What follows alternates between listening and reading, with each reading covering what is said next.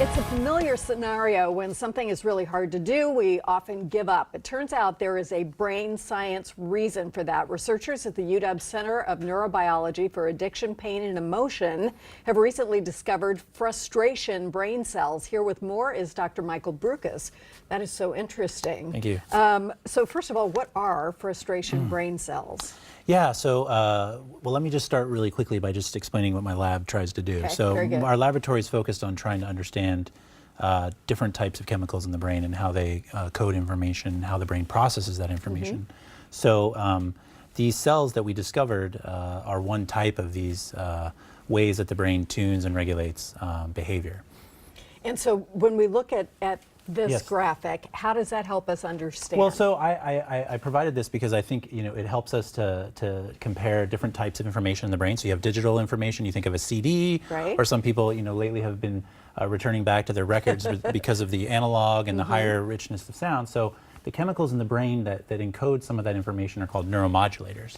And we discovered a part of the brain, I think here on the next image, where these particular cells, they're here in green. We've tagged them with a jellyfish protein so we can see them more clearly in this arch. Those cells talk to our dopamine cells, which are in purple. Dopamine, people have heard of, is the Right. sort of the pleasure or the reward makes us chemical. happy. So those cells are talking to those cells and they're regulating the activity of the dopamine cells and modulating them. So they're tuning the activity of the reward cells, and those cells control your motivational state. And so we found these cells serendipitously, and then we were able to manipulate them and really That's determine amazing. how they function in motivated behaviors. So sometimes the green cells don't produce very many of the purple cells, and we're not as happy with the activity that we're doing? Yeah, the green cells are basically these nociceptin cells, as we call them, are talking to these dopamine cells and communicating with the dopamine, kind of in a reciprocal way, probably, but saying, it's you haven't received your reward or nothing's happening. Let's tone down and let's reduce your motivation. It's time to stop your effort that you're going through. That's the point where we quit. That's exactly right. So Yeah. can we change that? Well, that's actually the goal of the study, kind of long term, right? So we had the idea that these cells are involved, they're regulating dopamine, but you can imagine a lot of situations in the clinical situations where people are depressed. They may give up more easily. They don't want to interact with others, or people have too much motivation, right? They seek out drugs of abuse, for example. You've heard a lot in the news about the opioid crisis. Right. Or So the giant tuning the risk activity takers, of that kind of thing. exactly. So tuning the activity of these cells and what they release, this nociceptin neurochemical that we studied in this project, could be important in both situations, right? You could block the activity of these cells so that someone that's depressed would have more motivation and less likely to give up, or you could suppress the activity or engage the activity more so that somebody would be less likely to abuse a drug. How would you or do be that? How would motivated. you change the way Well, these it cells turns work? out that these cells release a chemical that binds to a receptor, much like a lock fits into or a key fits into a lock. And so if you could design a particular chemical that blocks that receptor, then you'd be able to, or activates that receptor, then you'd be able to really just mimic the activity that these cells are already doing. And that's how a lot of drugs that target the brain actually work.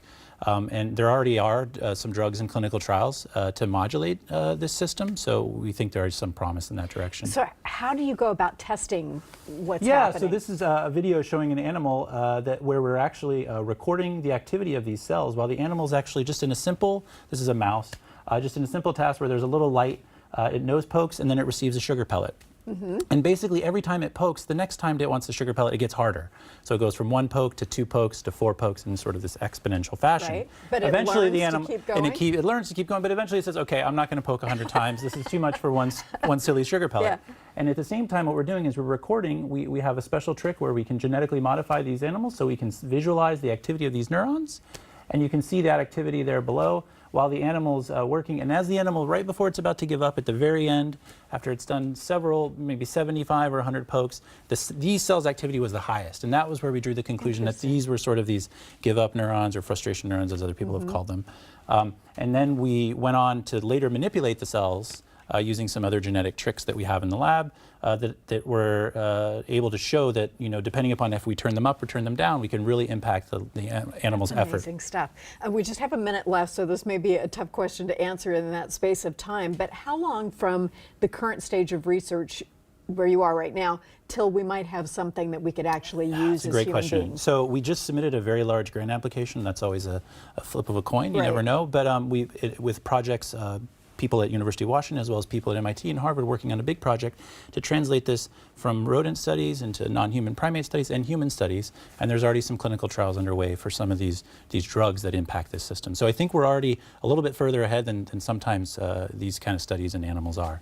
So we're moving in that direction, hopefully in the next couple of years. That is very, very interesting. Thank you so Thank much. you. I'm glad you guys are doing these things that are very hard for us to understand, but give us hope about what may happen in the future. We'll be back in just a moment.